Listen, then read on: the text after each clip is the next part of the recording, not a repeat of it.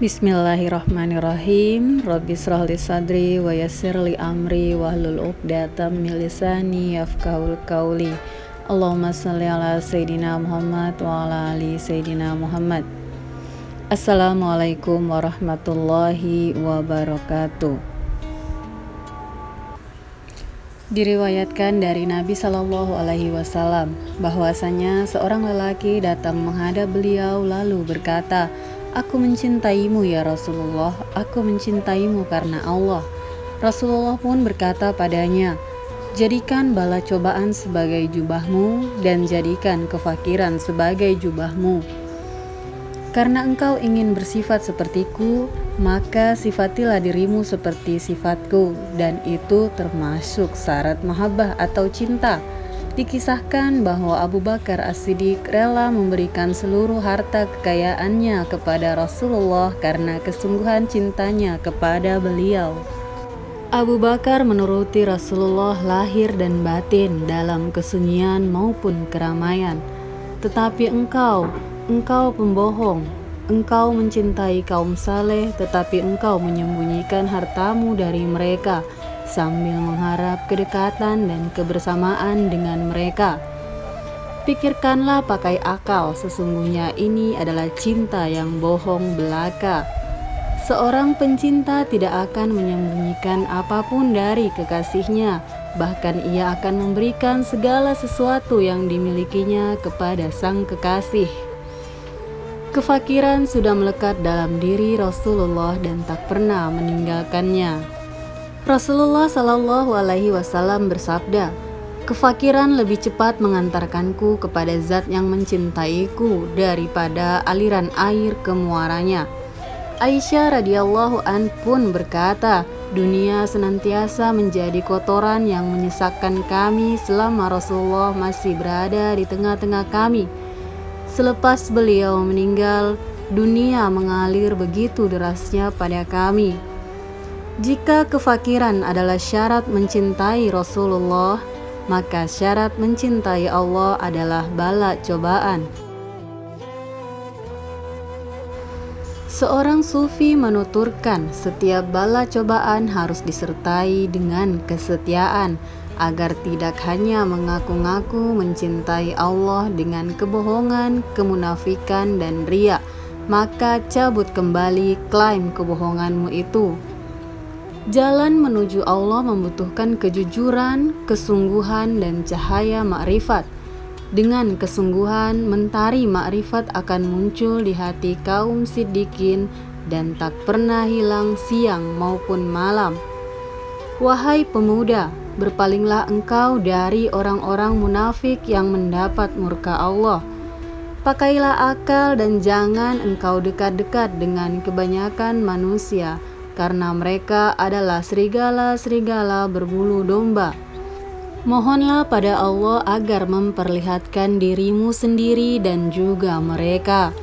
Syekh berkata bahwa ia telah berpengalaman dengan manusia dan juga Sang Pencipta. Jika engkau menginginkan kebahagiaan, maka jadilah engkau landasan tongkatku, hingga bisa kuketuk-ketuk nadi hawa nafsumu, tabiat setan, musuh-musuhmu, serta kolega-kolega burukmu. Mohonlah pertolongan pada Allah dalam menghadapi musuh-musuhmu ini. Si pemenang adalah orang yang bersabar menghadapi ini, dan si pencundang adalah orang yang menyerah pada mereka. Para sufi senantiasa dalam kondisi diam secara total, mati total, dan keterkejutan total.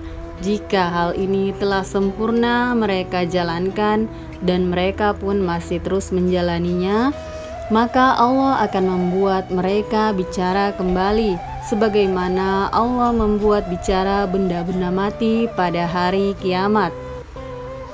Mereka tidak bicara kecuali jika diperintah untuk bicara, tidak mengambil jika tidak diberi, tidak pula bergembira jika tidak digembirakan. Hati mereka sudah menyerupai hati malaikat.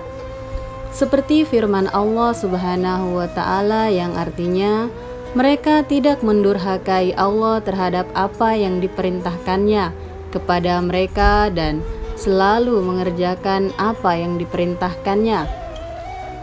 Para sufi telah menyamai derajat malaikat, bahkan setingkat lebih tinggi berkat makrifat mereka pada Allah Azza wa Jalla dan pengetahuan terhadap Allah serta malaikatnya.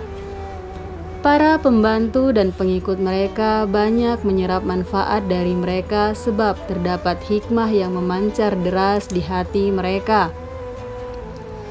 Hati mereka terjaga dari segala petaka, karena petaka hanya sampai pada anggota badan, struktur tubuh, dan nafsu mereka, serta tidak pernah sekalipun mencapai hati mereka. Jika engkau ingin mencapai posisi mereka, maka engkau harus merealisasikan keislaman, meninggalkan dosa-dosa baik yang terlihat oleh mata maupun yang tersembunyi di dalam hati. Berlaku wara secara universal, zuhud menjauhi kemubahan duniawi maupun kehalalannya, merasa cukup dengan kemurahan Allah. Zuhud juga dalam kemurahan anugerahnya dan merasa cukup dengan kedekatannya hingga tidak membutuhkan apa-apa lagi. Jika rasa cukupmu dan kedekatannya sudah benar-benar sahih, maka Allah akan mengucurkan anugerah kemurahannya padamu. Allah akan membukakan kepadamu pintu-pintu rahasianya, juga pintu kelembutan, rahmat dan anugerahnya. Dia genggam dunia untukmu lalu membentangkannya seluas-luasnya. Semua anugerah ini hanya diberikan kepada manusia-manusia pilihan, yaitu para wali dan siddiqin, karena Allah mengetahui ketakwaan mereka. Mereka tidak pernah menyibukkan diri dengan sesuatu selain Allah. Namun pada banyak kasus dunia tidak Allah kucurkan kepada mereka karena mereka lebih menyukai kesunyian total hanya bersama Allah. Kehadiran mereka hanya bersamanya dan pencarian mereka hanya untuknya. Jikalau Allah menganugerahi kenikmatan dunia kepada mereka, bisa jadi mereka hanya sibuk mengurusinya hingga lupa melayani Allah. Inilah biasanya yang terjadi, sementara hal sebelumnya adalah sesuatu yang jarang terjadi.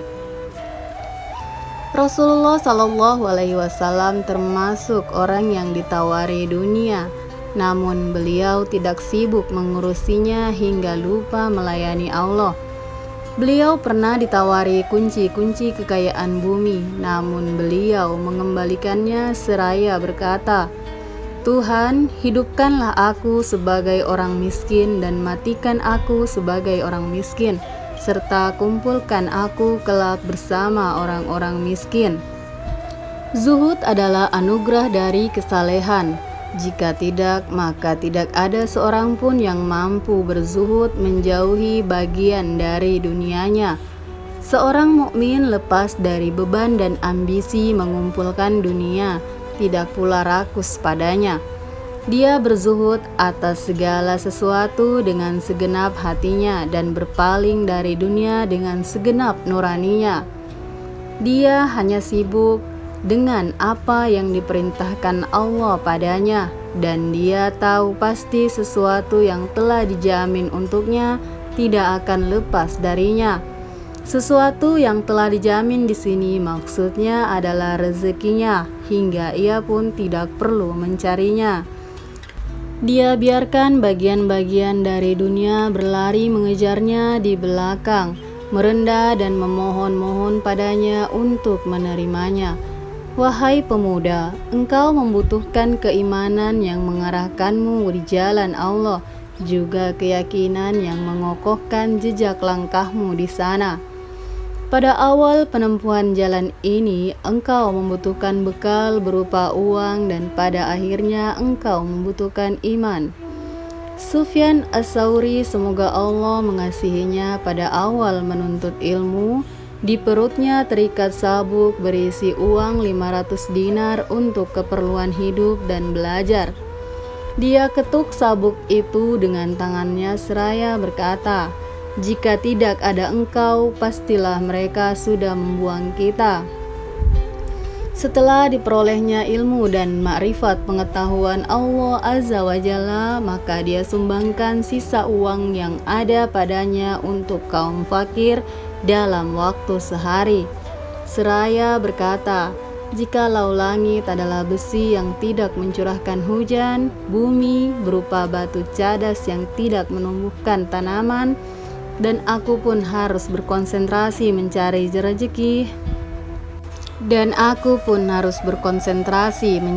rezeki, maka pastilah aku menjadi kafir.